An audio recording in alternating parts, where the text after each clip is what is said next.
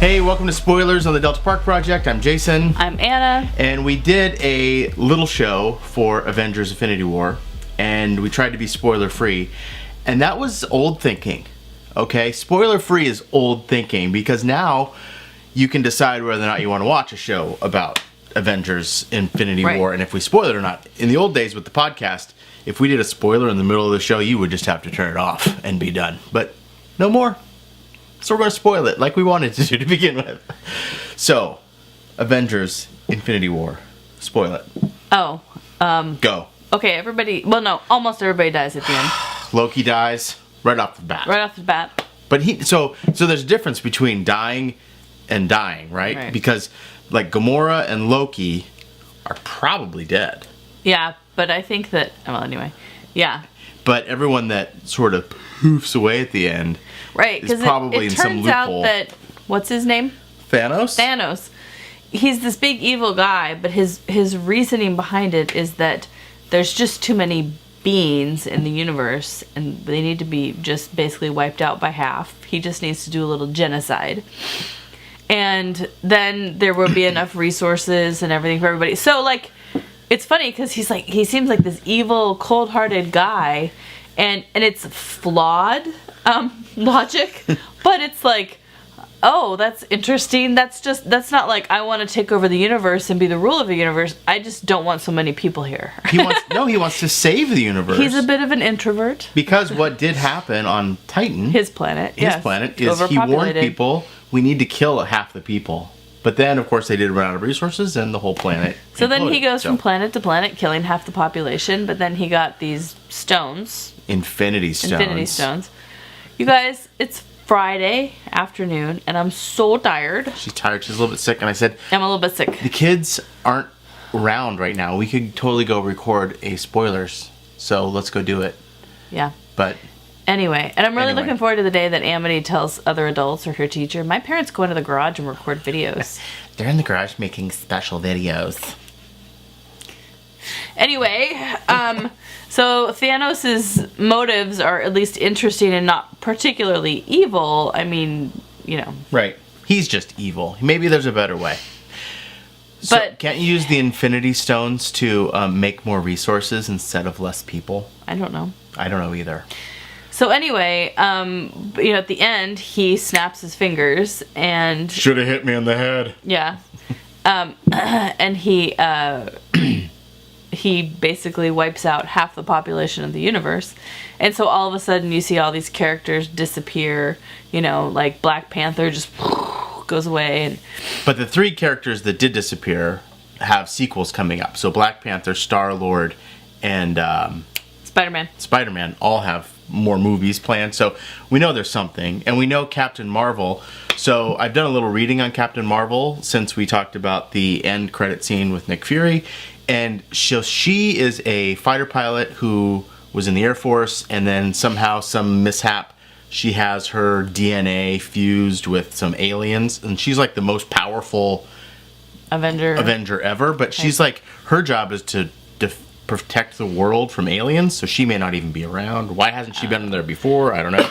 So this time they're serious. They really need somebody. But her movie in March is going to be her story, and it's actually going to be like Nick Fury with two eyes, and so that'll be kind of cool. Cool. So anyway, so he kills off everybody, and then throughout the movie, at the very beginning, he kills Loki, and then 3/4 of the way through, he kills off Gamora, and But he's sad about it. Yeah, he is sad about it, but at the same time, I sort of got an overall feeling from the script, from the movie, whatever, that maybe Loki is dead, although I don't, anyway, that these characters aren't really dead. Obviously, they're not really dead, especially the ones at the end. And so he has the time Infinity Stone, and so he's probably going to have to, or they'll have to, turn back time. Back to how far, I don't know. Maybe to Gamora's life, or whatever. Yeah. But I just think, I think it's really, it didn't feel hopeless, and so I was thinking about, like, what did it need? Well, it needed a little Joss Whedon. Mm-hmm. That's what it needed.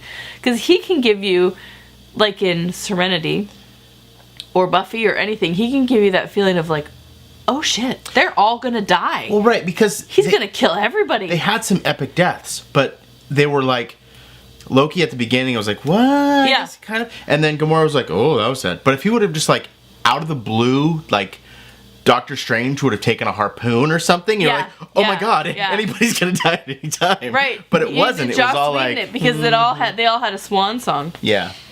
So.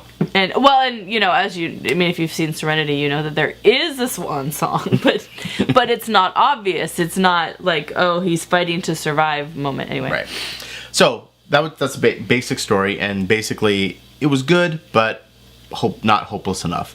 There were parts that I liked. The comedy in all of these movies is always pretty top notch. Spider-Man was funny.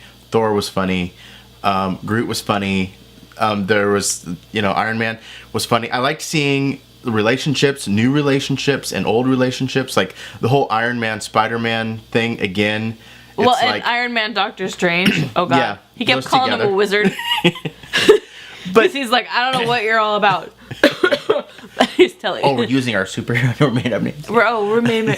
Well, I'm Spider-Man, but no, Iron Man with Doctor Strange was really funny because he was just like, okay, so some wizards are here. He kept calling him the wizard. But at the same time, like the Tony Stark, Peter Parker, because he's kind of held him under his wing, and then he had to get to this point where, okay, dude, you're an Avenger now, and like this whole thing, and then when they're on the planet, and it was nice to see that relationship move. It was fun to see Thor and Rabbit. Yeah, he called him Rabbit the whole thing. Like they were like great off of each other because it was very funny. And Groot the whole time playing the arcade game. Oh my god! And then he has his moment. Like everyone has a little part in the whole movie, and then they kind of have a moment. All right. Right. Like Strange has his. They all have a little tiny character development.